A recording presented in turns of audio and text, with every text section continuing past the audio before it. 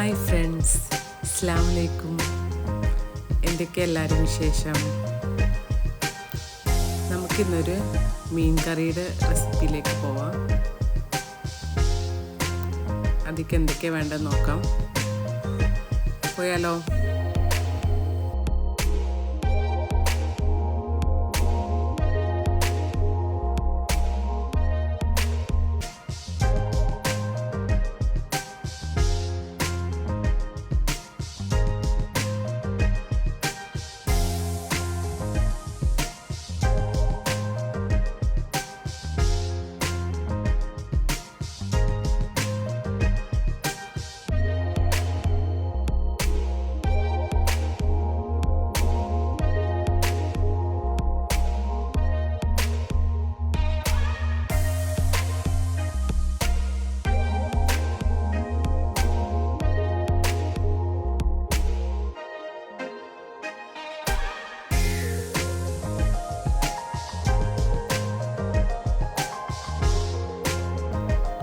പച്ചമുളകൊക്കെ നന്നായിട്ട് മൂത്തിട്ടുണ്ട്. ഇനി നമുക്ക് വെളുത്തുള്ളി, ഇഞ്ചി ചതച്ചത് അത് ചേർത്ത് കൊടുക്കാം. അത് നന്നായിട്ട് അതിൻ്റെ പച്ചമണം പോകുന്നത് വരെ ഒന്ന് മുപ്പിച്ചെടുക്കാം.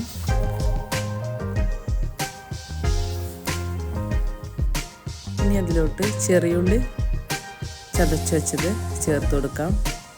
അത് ചേർത്തിട്ടും നന്നായിട്ടൊന്ന് കളറ് ചേഞ്ച് ആകുന്നത് വരെ വഴറ്റി കൊടുക്കാം. ചെറിയുള്ളി ഒരു 10 എണ്ണമൊക്കെ ഞാൻ എടുത്തിട്ടുള്ളത്. ചെറിയുള്ളി കുറച്ചധികം ചേർത്താലും നല്ല ടേസ്റ്റ് ആയിരിക്കും കറിക്ക്. ഇപ്പോൾ ഇത് റെഡി ആയിട്ടുണ്ട്. ഇനി തക്കാളി ചേർത്ത് കൊടുക്കാം. തക്കാളി ഒന്ന് മിക്സിയിലിട്ടൊന്ന് ഒതുക്കിയെടുത്താണ്.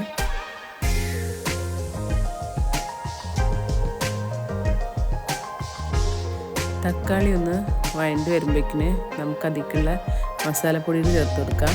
ഒരു ബൗളെടുത്ത് മഞ്ഞൾപ്പൊടി 1/4 ടീസ്പൂണ്, മുളക് പൊടി, കാശ്മീരി മുളക് പൊടി എടുത്തത് 2 ടീസ്പൂണ്. ഇതൊക്കെ എരിവിനനുസരിച്ചിട്ട് നമുക്ക് കൂട്ടുകയും കുറയ്ക്കുകയൊക്കെ ചെയ്യാം. മല്ലിപ്പൊടി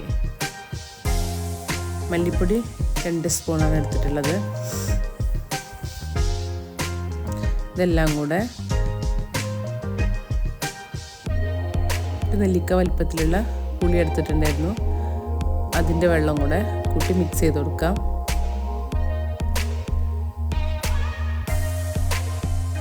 തക്കാളി വഴണ്ട് വന്നതിന് ശേഷം നമ്മൾ ഈ മിക്സ് ചെയ്ത് വെച്ചിട്ടുള്ളത് അതിൽ ചേർത്ത് നന്നായിട്ട് അതിൻ്റെ പച്ചമണം മാറുന്നത് വരെ ഇളക്കി കൊടുക്കാം.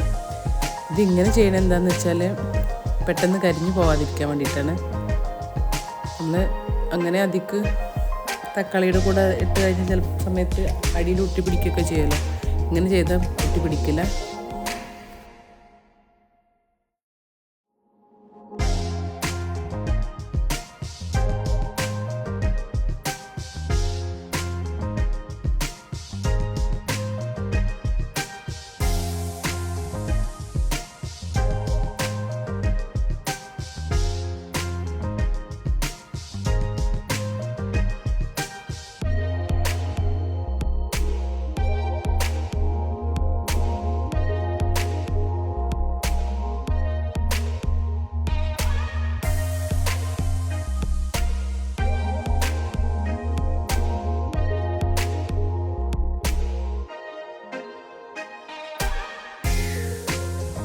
ഇപ്പം മസാലയൊക്കെ നന്നായിട്ട് വഴണ്ട് വന്നിട്ടുണ്ട്. ആ പച്ചമണമൊക്കെ മാറിയിട്ടുണ്ട്.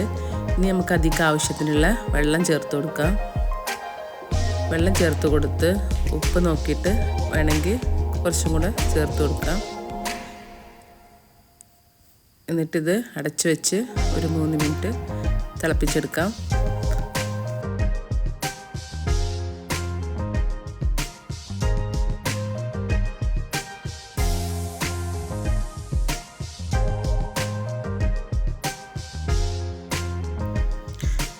ഇപ്പോൾ ഇത് നന്നായിട്ട് തിളച്ച് വന്നിട്ടുണ്ട്. ഇനി നമുക്കിതിലോട്ട് മീനിട്ട് കൊടുക്കാം.